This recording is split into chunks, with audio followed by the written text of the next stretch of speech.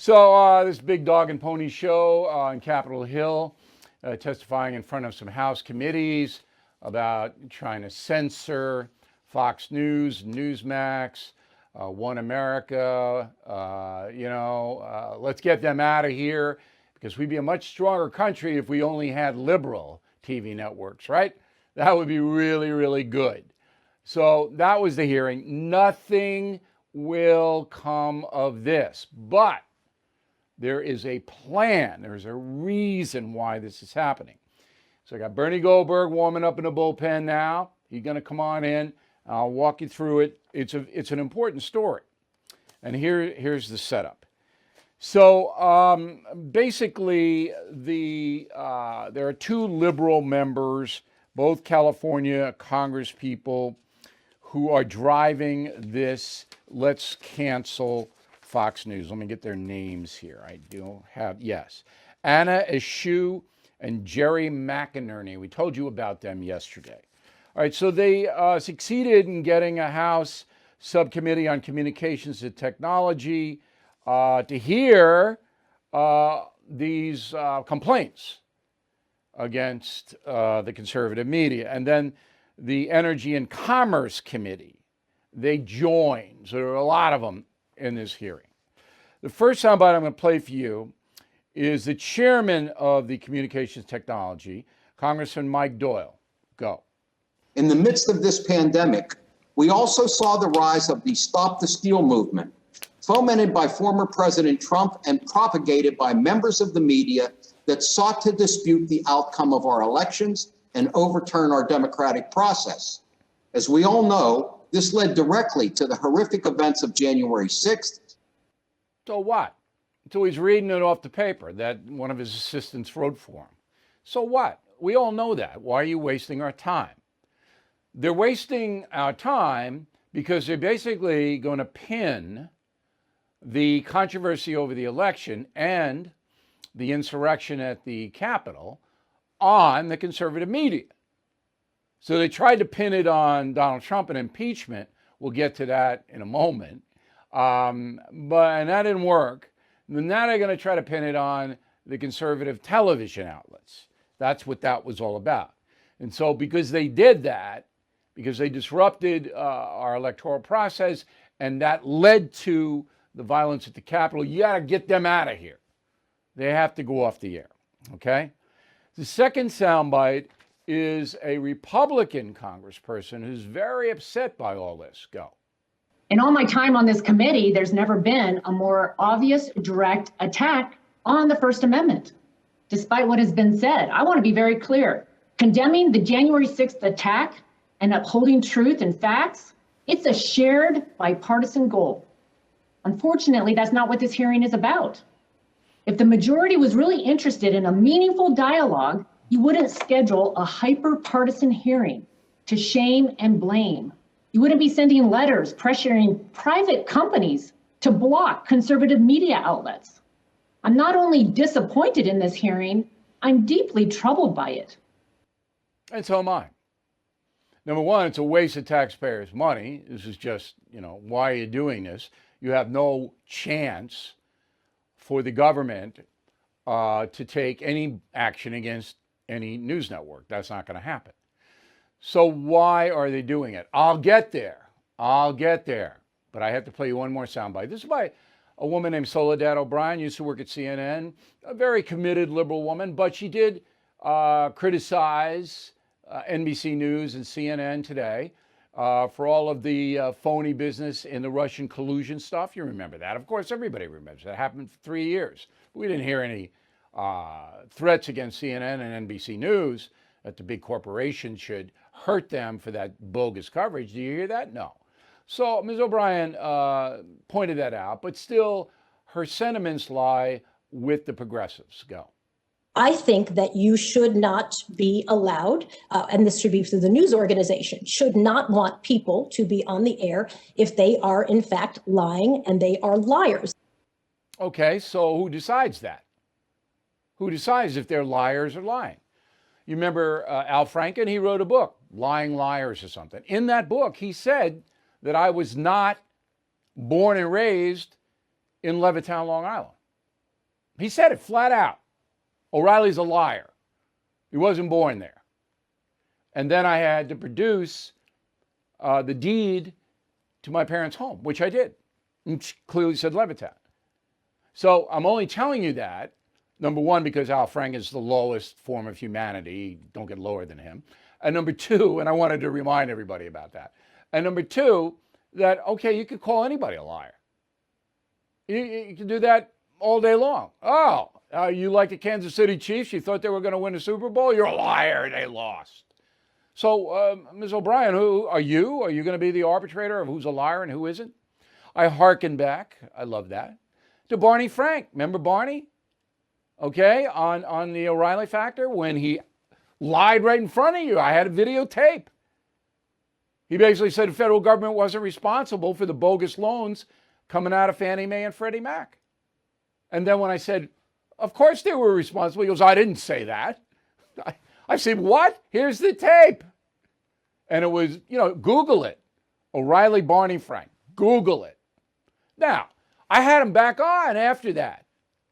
I didn't ban him. He obviously wasn't telling you the truth. I scolded him, in a very loud way. But who's the arbitrator? Oh, no, you shouldn't put liars on. I mean, I don't want to be flippant about this, but if you're going to have a truth serum, you're not going to have any television news. Lying is pervasive. Spinning, no spin zone. Reason, no spin news. I have that moniker.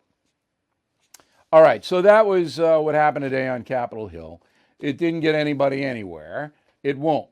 So what is really going on? Okay.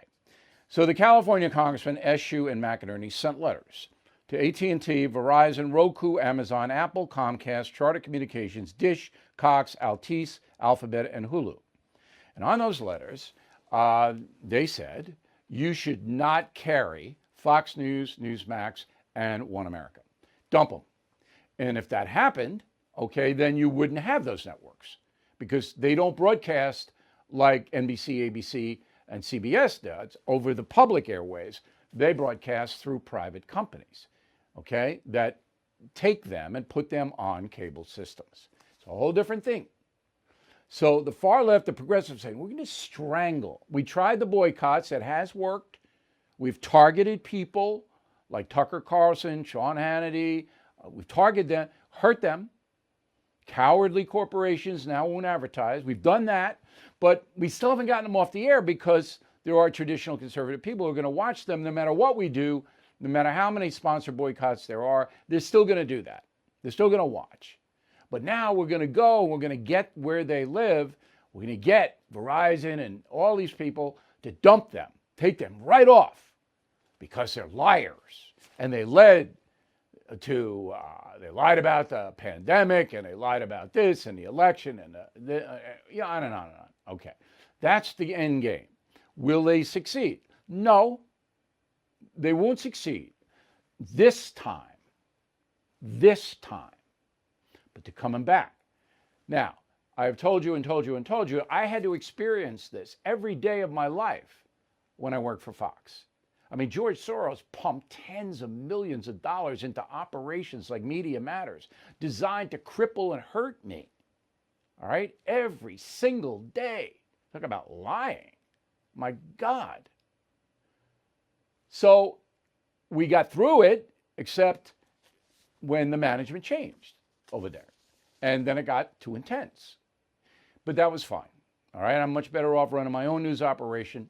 But I'm sure somewhere, sometime, somebody's going to try to cancel me somehow. That's why I've got 5 lawyers. Okay? And they're good. So when you come into my zone now to attack, you're going to pay a price. And that costs a lot of money. But we're able to do it. We have to do it. It's a war. It's a war. Okay? For the hearts and minds, I don't think there's a lot of heart in it, of the American people. It's a propaganda war. And that is what we are seeing played out. So, when you see all of this happen, no, It's designed to shut down opposing speech. The progressive left, the far left, does not want to hear anything that goes against their orthodoxy. And they want to punish people who do it. Don't see that on the right. You don't see people on Newsmax calling for CNN to shut down. At least I haven't seen it. Maybe there's loons everywhere. Maybe they've done it, but I haven't seen it. Okay? It's all coming from one precinct here. Note that. All right, joining us now from North Carolina, the purveyor of the very successful website, bernardgoldberg.com. All kinds of fun stuff, interesting stuff going on there. We'll talk a little bit about that at the end of the interview. So in my assessment of what's happening with the censorship and the attacks on right-wing media, am I misstating anything in your opinion, Bernie? I feel very uncomfortable, Bill. I have to be honest with you. I agreed with everything you said, and that makes me feel very uncomfortable. No. Okay, let me make several points. First, I have a friend, a very smart guy, who back in the 60s was a anti-war liberal activist. Over the years, he became a conservative. A few years ago, he said to me, if the left ever is in a position to take control, they will try to shut down free speech. I wasn't buying it. He's right. It turns out he's absolutely right. Because if the liberals on this committee had their way, if they thought they can get away with it, which, as you said, they can't, but if they thought they can get away with it, they would try to shut down any kind of opinions that they disagreed with. That's point number one. Point number two, the purpose of this hearing, ostensibly, was to come out against misinformation, disinformation, lies that pose as facts. Hey, I'm against that also. You're against that also. But the problem is that too many liberals think that the only disinformation that's worth talking about is coming from conservative media. Oh, there's plenty of disinformation coming from CNN and MSNBC, but they don't want to talk about that.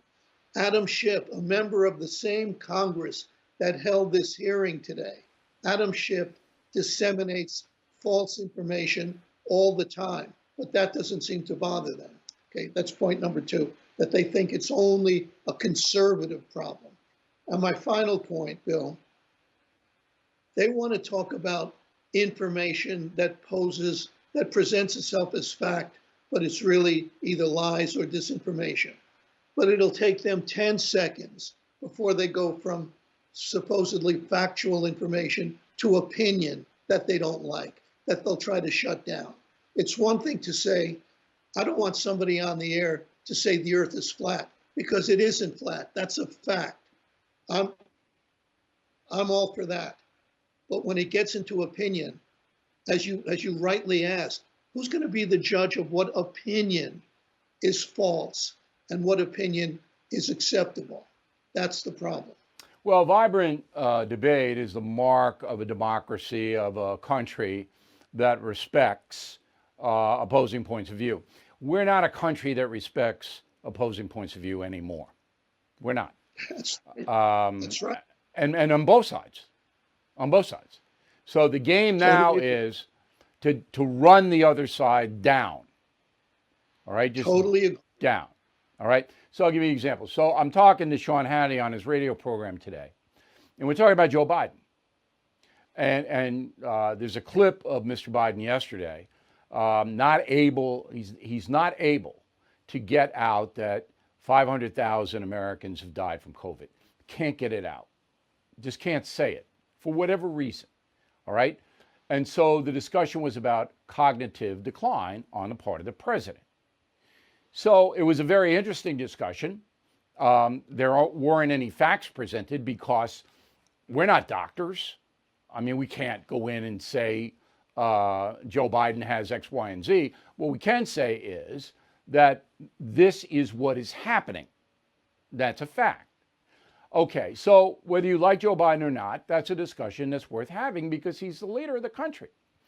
Now, the other side would shut that discussion off. You couldn't have it because you're lying about Joe Biden. No, I'm not.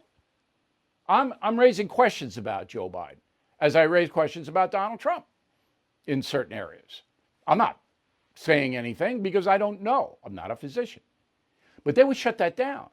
And I don't think people understand, but the big threat here are the corporations, Bernie. So you saw the boycott stuff. You saw big corporations pulling ads just on accusations, allegations, nothing solid. We don't like them, so you pull your ad or else. And they did. And now they're trying the same tactic on the cable carriers. You better pull them off. You don't pull them off, we're going to hurt you. That's what's going on here. They're cowards. Corporate America has become an institution composed largely of cowards. They don't want to question whether they don't want a debate. They don't want a healthy debate. They don't want two sides of a discussion. They have taken sides, and the side they've taken is the woke left-wing side of arguments. So if you say that America is a fundamentally, irredeemably racist country, you won't get in any trouble with any corporation in America. But if you go on and say, I don't buy that argument. Are there racists in a country of 330 million people? Yes, there are. And I would prefer that there be none. But yeah, there are some racists, and it's a bad thing. But America is not a fundamentally racist country. You might get fired for that. As a matter of fact, let me give you a real life example.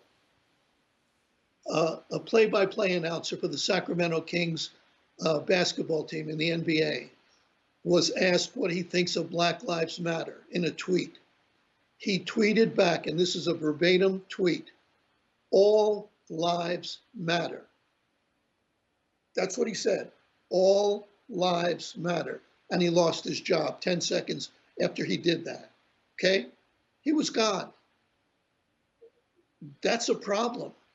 That's a problem. And it ought to be, and it should be the media that speaks out against what's going on, but the media all too often is paving the way. Yeah, they're participating in the censorship. Look, if you allow Silicon Valley, and there has to be new laws drawn up by Congress and signed by a president to regulate the censorship coming out of Facebook and all of these others, Twitter, there have to be, because they have special protections. Those companies are given special protections by the federal government. So you can't sue them directly for certain things. But if you allow that to happen so that they can knock out anybody who's using social media to get a point across, that's not open to them. Then they knock out television and radio, because if you give an opinion that I don't think masks stop a transmission of COVID, that opinion, I believe, is wrong. But if you do it, you're done, out. Okay, so that you can't have any discussion about anything like that. Then we descend into totalitarianism. And that's the only way socialism can be imposed. The only way socialism can come is not through a free society, but a totalitarian society. Look, we all know about free speech, and people often misuse the term. The only people who cannot let you say certain things, even if they're false things, is the government. That's free. That's a violation of free speech. But there's something else known as the spirit of free speech. So while the government can't shut you down for saying things the government disagrees with, even if they're false things, the government can't shut you down. But if Silicon Valley decides to shut you down, that's a violation of the spirit of free speech.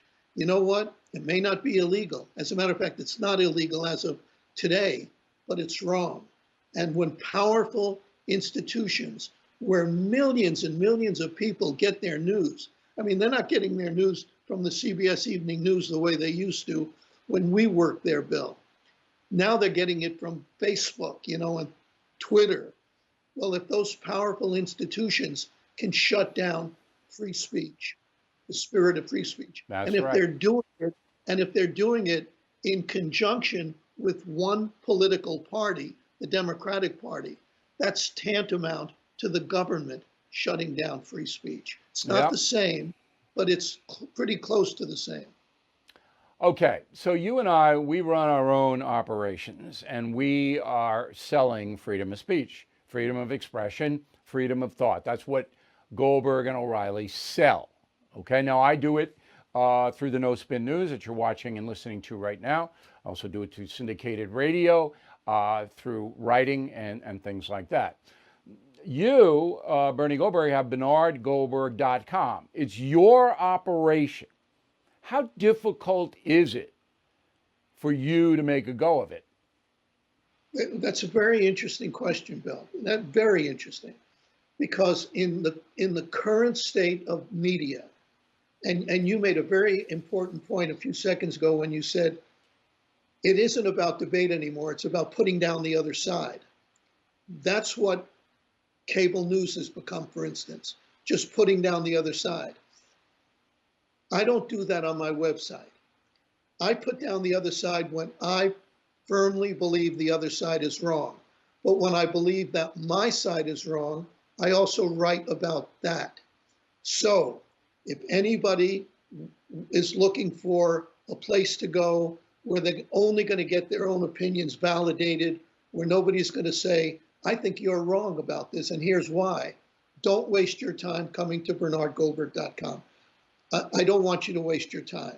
My website says, and as your show does, this is what I think. It is only my opinion.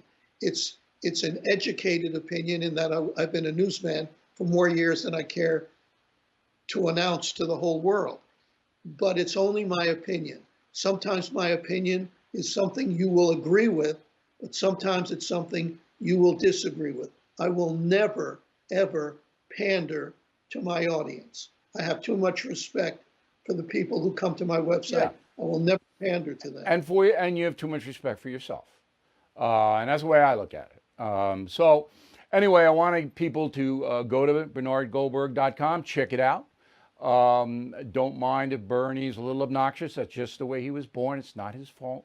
But he is charming in his own way, and you'll see that. It comes through on the website.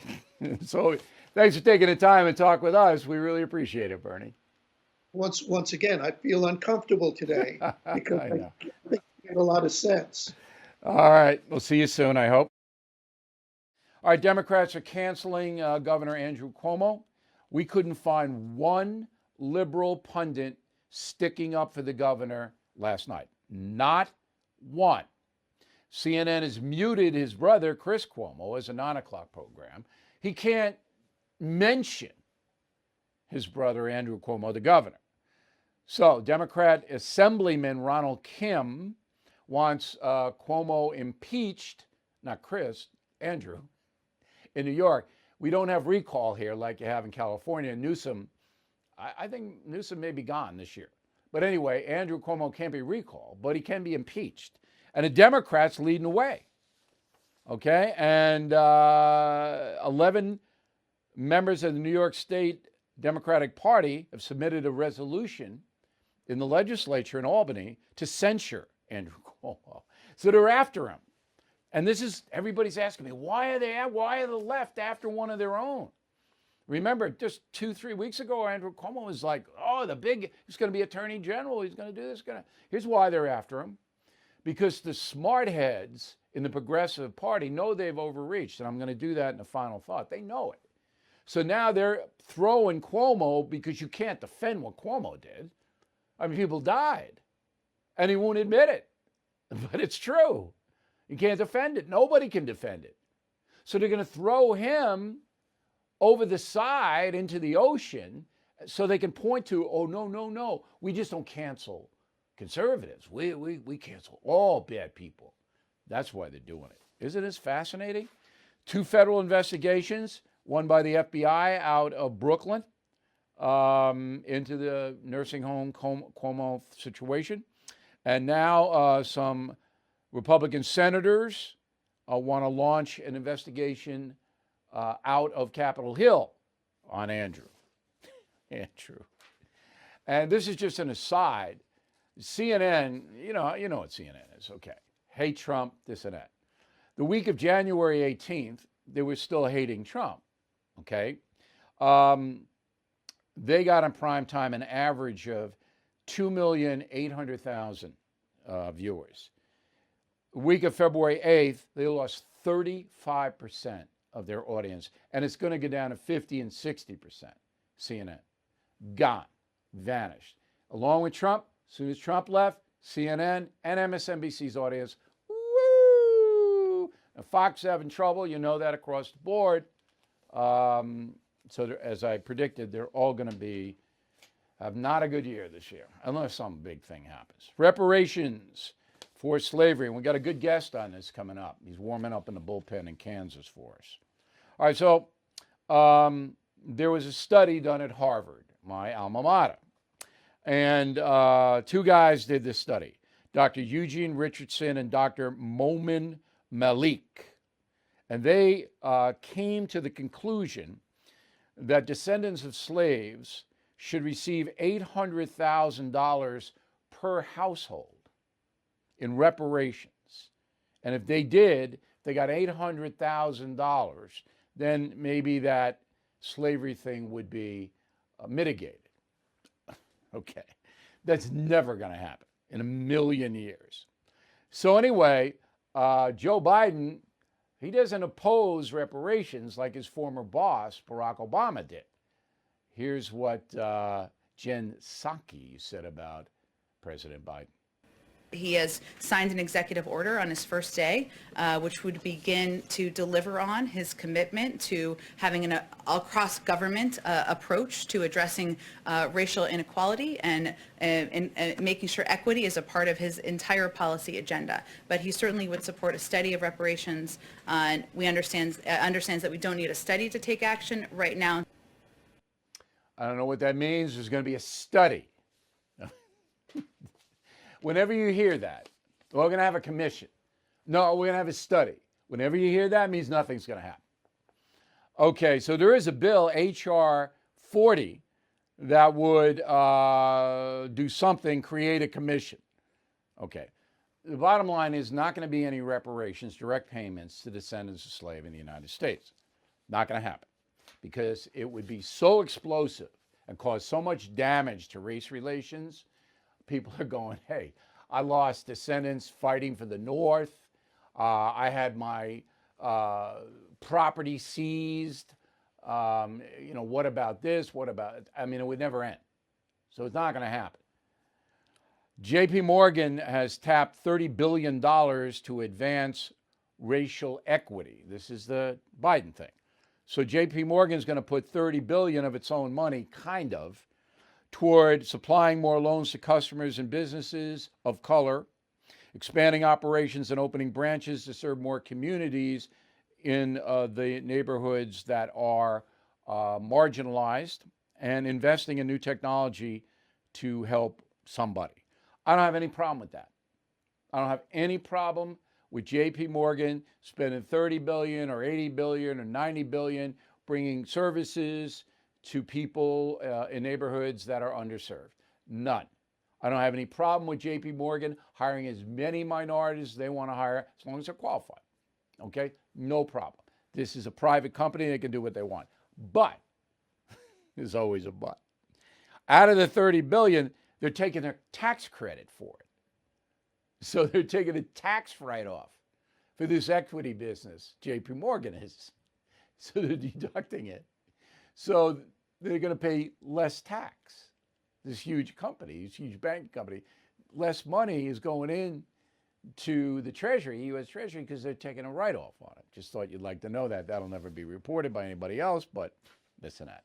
I mentioned Barack Obama. He opposes reparations, or at least he did it in the past. Very, very clearly, I'm going to quote him. This is July 27, 2008. I have said in the past, I'll repeat again, the best reparations we can provide are good schools in the inner city and jobs for people who are unemployed, unquote. So there you go. I was bringing Michael Austin. He is the director of the Sandelin Center for Entrepreneurial Government in Wichita, Lawrence, Kansas, I should say. And he has been an advisor to the governor of Kansas. He knows his economic stuff.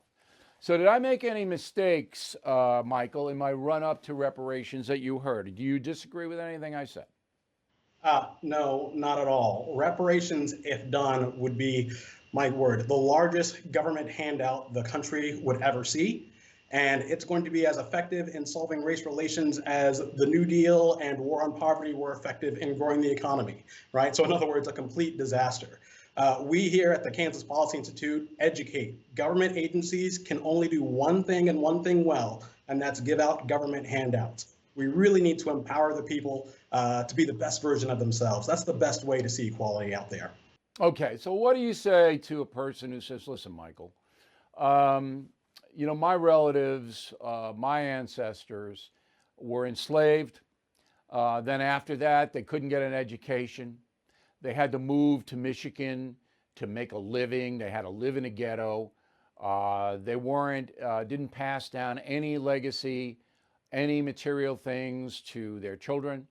And that cycle of poverty and that cycle of deprivation lasts up to this minute.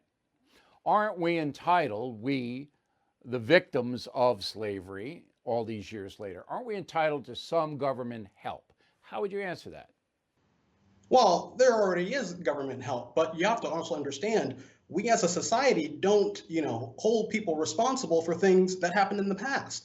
And secondly, when you think about reparations, we're not talking about reparations. Reparations means there's a specific victim and there's a specific perpetrator. We're talking about government handouts. Take myself, for example. My family didn't come to America until well after slavery ended. Do you think Joe Biden and his reparations study are going to take that into consideration and spend fewer dollars? No, of course not. This is functionally no different than canceling student loans or Medicare for all. It's all about massively expanding government handouts. Now, the President of the United States, Mr. Biden, seems to be on board with handing out as much as he can to so-called marginalized communities, not just African Americans, but there's a whole list. And this is the equity play that he did the first day he was in office. How do you feel about that, giving favorable treatment to so-called marginalized groups?